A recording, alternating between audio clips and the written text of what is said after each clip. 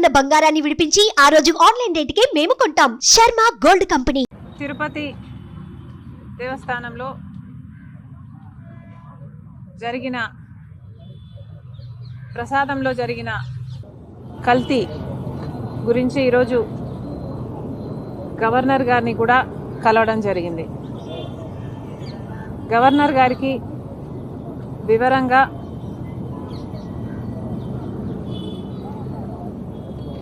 చెప్పడం జరిగింది. ఎంతోమంది, కోట్ల మంది తెలుగు ప్రజలే కాదు, భారతదేశంలో ఉన్న ఎంతోమంది భక్తుల మనోభావాలకు సంబంధించిన విషయం, వారి సెంటిమెంట్స్, వారి ఇమోషన్స్, వారి ఫెయిత్కు సంబంధించిన విషయం.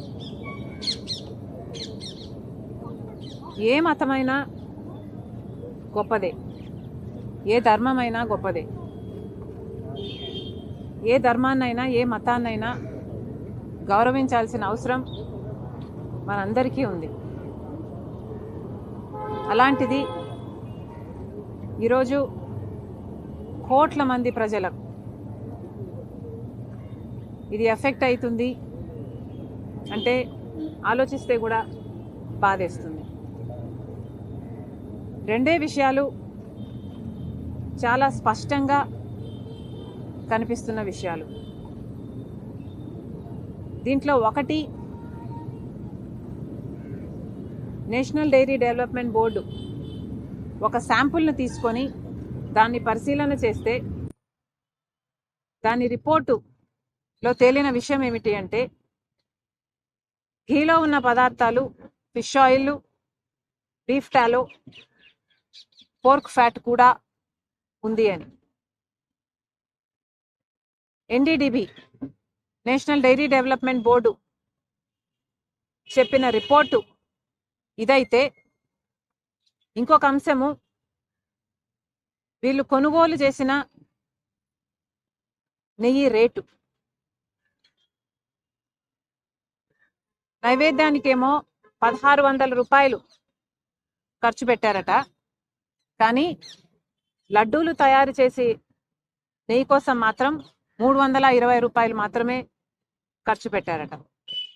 320 రూపాయలు మాత్రమే ఖర్చు అయ్యే నెయ్యికి, అలాంటి టెండర్కు వీళ్ళు ఓకే చెప్పడం అంటే, అవి కూడా పక్కన నైవేద్యానికి వాడే నెయ్యి 1600కు ఓకే చెప్పి, మరి 300 రూపాయలకే, 320 రూపాయలకే వాళ్ళు సప్లై చేస్తున్నది నెయ్య, నూనె, నీళ్ళ, క్రూడ్ ఆయిలా, ఏమి సప్లై చేస్తున్నారు అన్న కనీసం ఇంగితం లేకుండా ఆ టెండర్లు ఓకే అయిపోయాయి, ఆ సప్లై మొదలైపోయింది.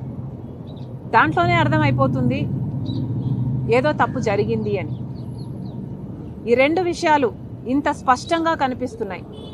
ఒకటి, నేషనల్ డైరీ డెవలప్మెంట్ బోర్డు ఇచ్చిన రిపోర్టులో ఉన్న కల్తీ, ఇంకొకటి వాళ్ళు సప్లై చేస్తున్న నెయ్యి కాస్ట్. ఈ రెండు విషయాలు పరిశీలన చేస్తే తప్పు జరిగింది అన్న విషయం స్పష్టం అవుతుంది. కానీ జగన్మోహన్ రెడ్డి గారి ప్రభుత్వంలో ఈ సప్లయర్లు ఏ సప్లయర్లను అయితే వాళ్ళు చూస్ చేశారో, ఏ టెండర్లను అయితే వాళ్ళు ఓకే చేశారో, అవే టెండర్లు, అవే సప్లయర్లు ఇచ్చిన శాంపుల్స్ ప్రకారం వచ్చిన రిపోర్టు వల్ల ఇది తప్పు అని తెలిస్తే, మరి చంద్రబాబు గారు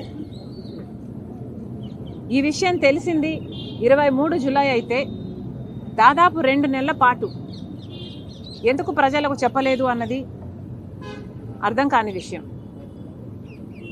కాబట్టి ఇది భక్తికి సంబంధించిన విషయం, కాబట్టి ఇది రాజకీయాలకు అతీతంగా చూడాల్సిన అవసరం ఉంది. కాబట్టి రాష్ట్ర స్థాయిలో ఏ ఎంక్వైరీ జరిగినా న్యాయం జరగదేమో, ఇది రాజకీయ కోణంలోనే చూస్తారేమో అన్న భయం ఉంది. కాబట్టి ఈరోజు గవర్నర్ గారిని కలిసి సిబిఐ ఎంక్వైరీ కోసం ఆయన కూడా ప్రతిపాదన పంపించాలని కోరడం జరిగింది. సుమన్ టీవీలో మీ పర్సనల్ అండ్ బిజినెస్ ప్రమోషన్స్ కోసం కింది నెంబర్కి కాంటాక్ట్ చేయండి.